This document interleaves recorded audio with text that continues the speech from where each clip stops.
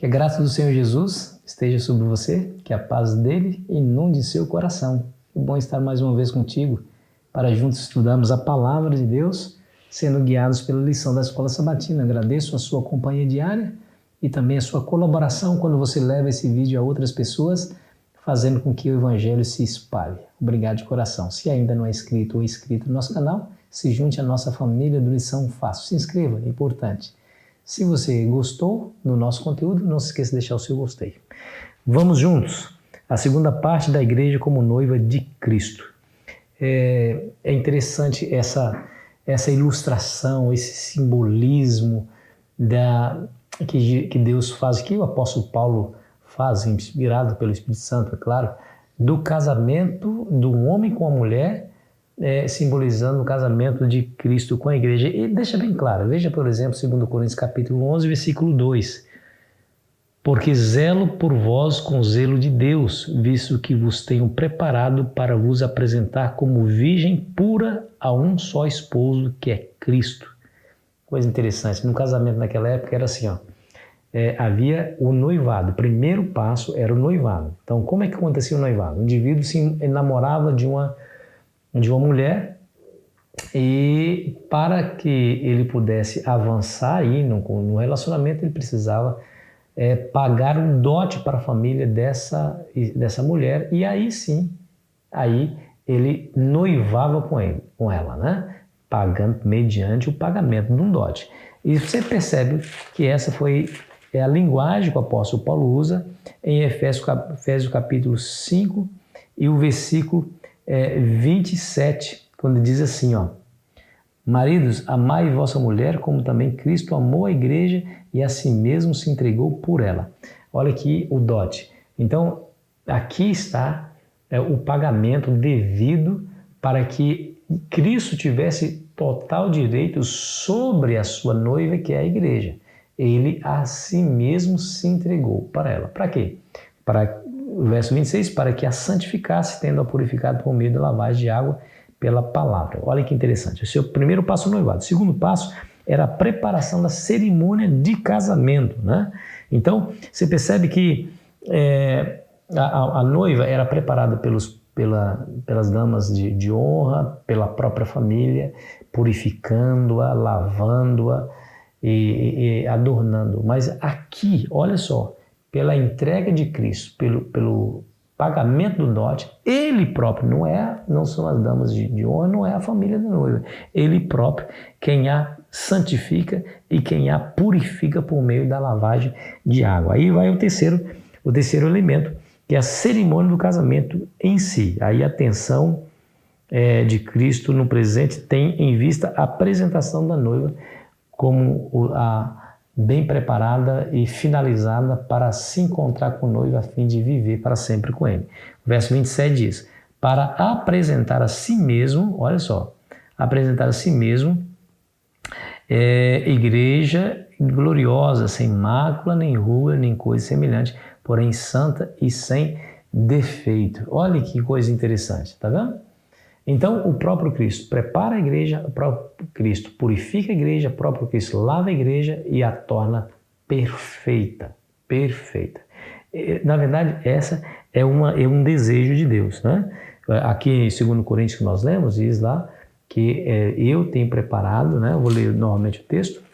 Eu a tenho preparado como noiva, né? Olha o que diz lá.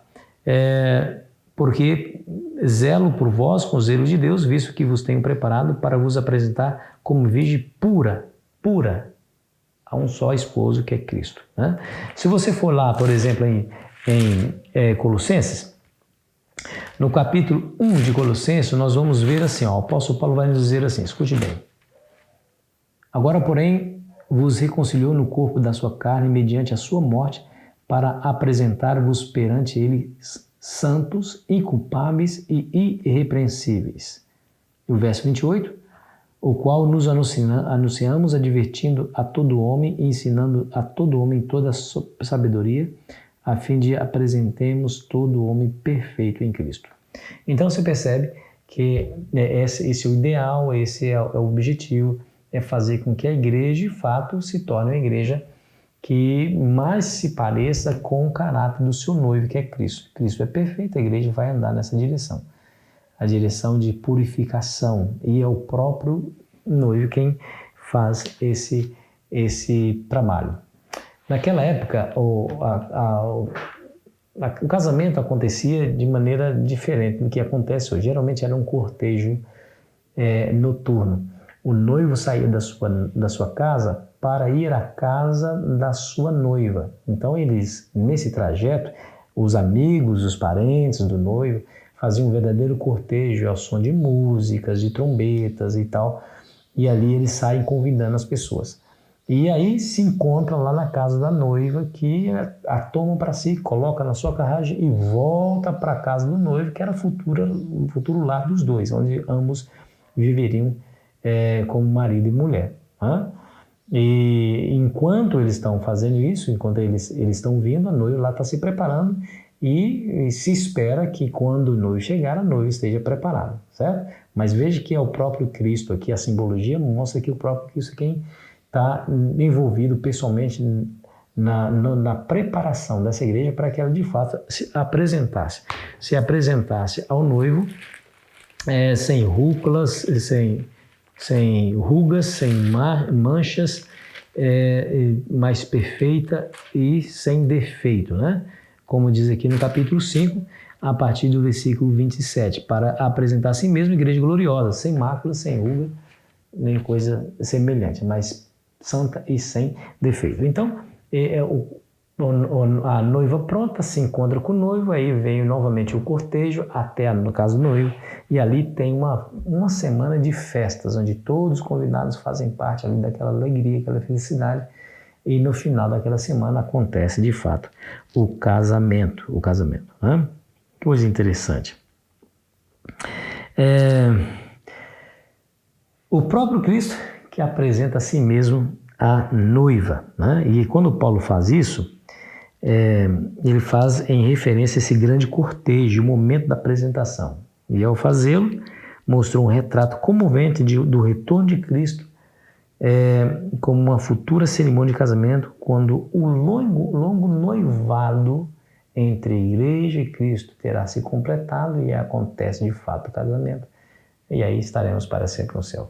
É uma ilustração, é uma simbologia, demonstrando o interesse que Cristo tem em voltar a esse mundo para tomar a sua noiva, que já está preparada, já está pura, já está sem mácula, já está sem ruga, já está lavada, está purificada, está adornada, e ele vai agora para o céu, para o seu lar, com a sua noiva, a fim de viver para sempre com ela. Coisa linda, né?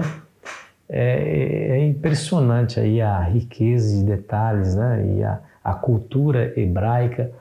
E quando você mergulha nesse conhecimento, você se encanta com a mensagem por detrás de toda essa simbologia. É o Cristo que, ao se entregar, ele paga o dote, tomando aí o direito de que ela fosse a sua noiva. Aí acontece o noivado. O noivado é diferente do casamento. O noivado é o momento de preparação, né? E aí o próprio Cristo quem a prepara, né? Pela lavagem de água, purificando-a, a fim de que ela seja apresentada ao noivo. Aí o casamento, sem manchas, sem ruga, mas perfeita e santa. E acontece o casamento, e aí os dois vivem para sempre. E aí esse é a rica ilustração da união de Cristo e a sua igreja. Ou seja, eu e você, de maneira individual, no meio da nossa família, estamos sendo preparados por Cristo através do Espírito Santo, a fim de que nós estejamos também sendo purificados, melhorados, adornados para o encontro com o nosso Senhor, que virá muito em breve nos resgatar desse mundo para nos levar para o lar eterno. Na casa de meu Pai há muitas moradas, se assim não fora, eu o teria dito, disse Jesus.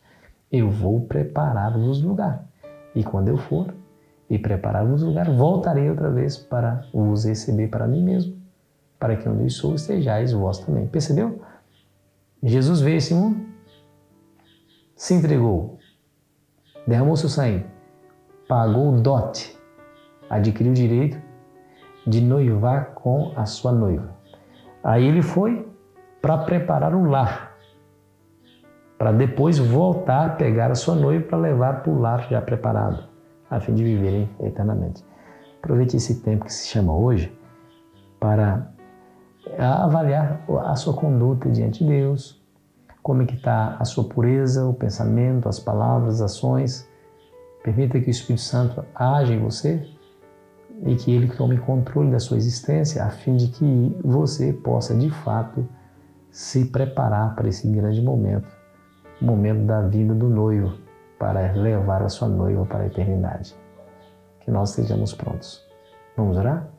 Querido Pai, obrigado por tudo, por sua mensagem e obrigado por sua disposição de o Senhor mesmo nos purificar, porque em nós não há poder algum para a pureza, em nome de Jesus. Amém. Nas tuas mãos, ou nas mãos de Deus, entregamos a nossa vida e eu entrego você aos cuidados dos anjos celestiais. Que a graça do Senhor Jesus lhe acompanhe.